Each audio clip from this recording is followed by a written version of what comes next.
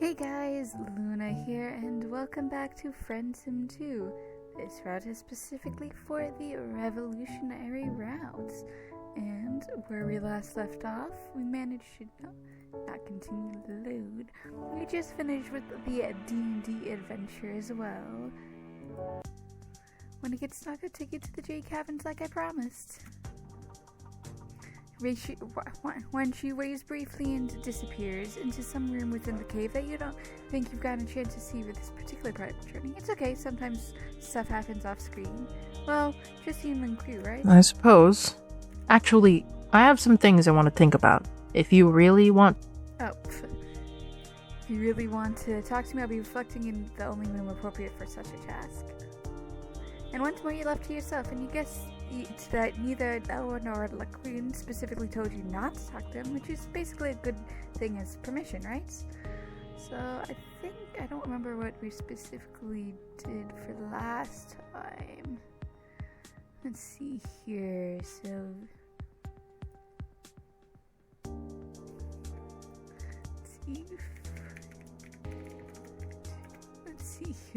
so last we left off with that one. Let's see here. I think, if I recall correctly,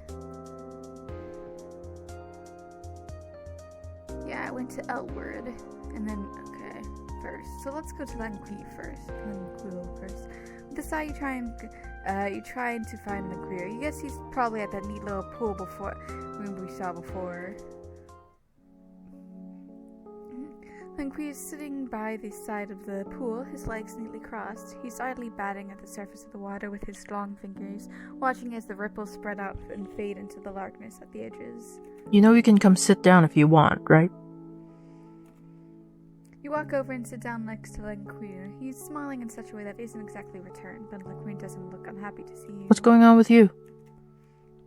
What's he thinking about? Lanquil doesn't answer right away, instead looking at you as if he's trying to decide if you're even capable of understanding what he's going to tell you. Have you ever found yourself in a situation where no matter what choice you make, barely even matters? You swallow heavily and nod. You found yourself in an uncomfortable number of situations like that. Seems to meet whatever internal criteria Lanquil had for talking to you, because he clears his throat and continues. You make a choice, but both outcomes are bad. What was the choice that he made? Not just one. I had to make the decision between living a lie for the rest of my life and actually being myself. And of course, assuming all the various issues that come along with being such a curiosity. He spits the last word out, as if it's something especially foul that he got cut up in his throat. Now I need to make a choice again, between listening to you and continuing to live the same way I have been for the last sweep or so. Has he made that choice yet? We're trying not to sound desperate, but it feels like this is particularly important to ask about this. Lanquil only shrugs in response, but he doesn't shut you down the way you were expecting him to, instead lapsing back into the pensive silence.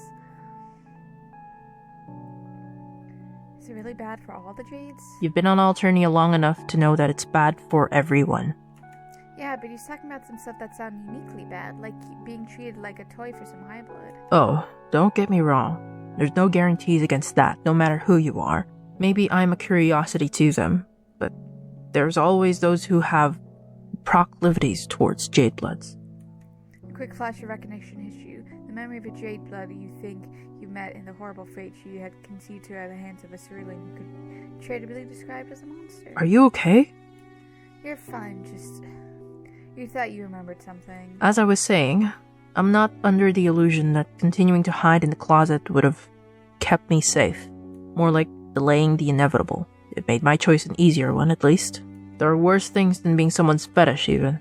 Just ask the matrons. Those stories are actually real to begin with. Does he want to talk more about it? No, not really. Not with you, anyway. You're persistent, but we've also only had a handful of interactions. I'm not going to trust you with my whole life story. Really cares about Lanchi, huh? Faint smile plays over Lanchi's face, and then Quee's face, and there's a distant look in his eyes. I guess so, huh? It's sweet, actually, like the whole little sister thing going on. I don't know what a sister is, but I guess I see what Branya's been on about all these sweeps.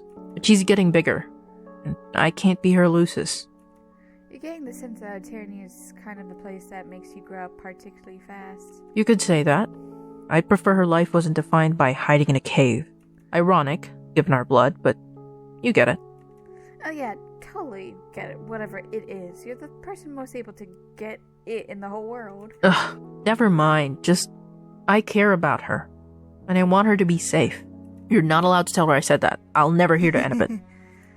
No worries. You lock that one up in your secret box. It's the box where you keep all your secrets. Sure. What is he gonna do now? And Creed takes another long pause. He's been doing a lot of that lately. He's sort of stomping on himself. It's like he's suddenly aged a couple decades in the span of seconds. You've been up to something, haven't you? Talking to the rebels or something? Yeah, you've spoken to a few of them before, and you think they could really help Link out. I think you might be right. Yeah, you didn't think you'd... Wait, what? What's the point in sitting here waiting for them to eventually find me? It's the same thing as waiting for my fate in the caverns. And you know how I feel about that. It's amazing, but you might still have some things to take care of first. It's fine. This place is safe enough for now. Just don't take too long to figure this out. So about before... About before? You mean while we were playing the game?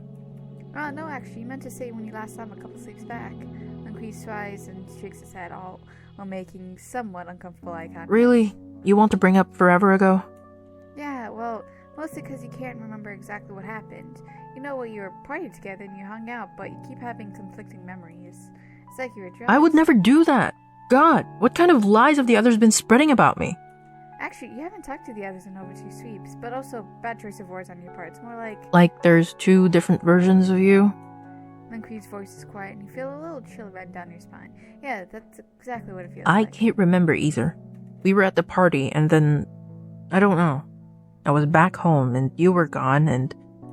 Then Creed shrugs. You can't really fill him in on the details either, but so that's frustrating to put it mildly. I guess it doesn't matter. It's been so long and so much happened. Sometimes I wonder if I just forgot. But then you came back and it doesn't matter. Everything is so different that it feels like a lifetime ago. I completely agree with him on that. At least, in fact, right now you're ready to leave on whatever happened and move on. Fine. Let's leave it at that. It drops the issue, but there's still something in his expression that isn't quite satisfied with the outcome. You wish you could help him, but you don't think that's something you're able to pry apart either that he can. Decided now that would be a good time to check him on word. It seemed like she hasn't exactly been doing great lately, and you should probably see if she's okay, if okay is even a word for it. As soon as you poke your head around the corner, you know that it's too late. Edward's tools and all are still lying around, but her bike is gone, and she's nowhere to be found. Ran outside the cave, hoping to catch up with her before she heads out, but it's too late already. Against the dying embers of twilight, you can just barely make out the sound of the motorcycle engine in the distance. You're really hoping to at least get a chance to say goodbye, but now it seems like it's too late. With a sigh, you decide to head back inside to try and find Wan Chi. Wander back into the main room, checking to make sure that you aren't forgetting anything. Of course, since your only worldly possession is your hoodie, your words are ring. That only takes a few seconds. You ready to go, Ulu? Fisher Imperial Assault TTRPG now available, purchase and mandatory. Yeah, you're excited to see your friends Bonnie, Daria, and Lunera again. I wouldn't get too worked up. They've been a little maudlin, from what I hear. Don't be such a jerk about them! Fine. I'm sorry. You're generally shocked to hear Green offering such an unprompted apology. You suppose it's some of that fabled character growth you heard so much about, and Green laughs. Don't get used to it. I'm as incorrigible as ever. Anyway, say hi to Lunera for me. She'll be glad to know I'm doing okay after everything. Just don't forget about me, okay? Of course, you promised to get him in touch with the rebels so he doesn't have to keep all this alone, so that's a promise you can intend to keep. Okay, time to go, Ulu. The early night air is refreshing after spending the day inside the cave, and you're excited at the prospect of reuniting with more of your friends.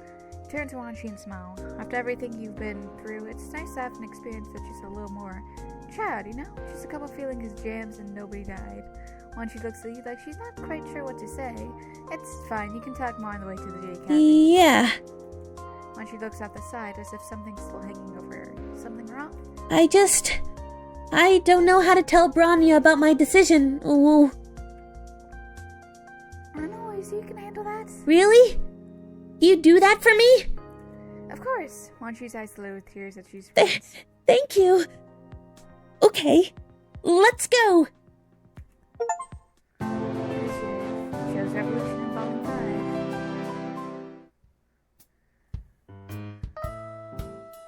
Became part of the Whisper Network.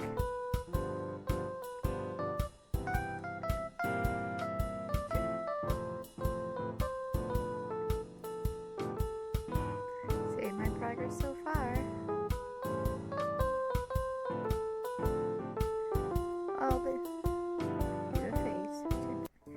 This is indeed a bit of a shorter episode. I hope you guys have a good day, night, week, month of your lives. May the stars forever guide your path, forever might lead you into the future. Goodbye, everybody.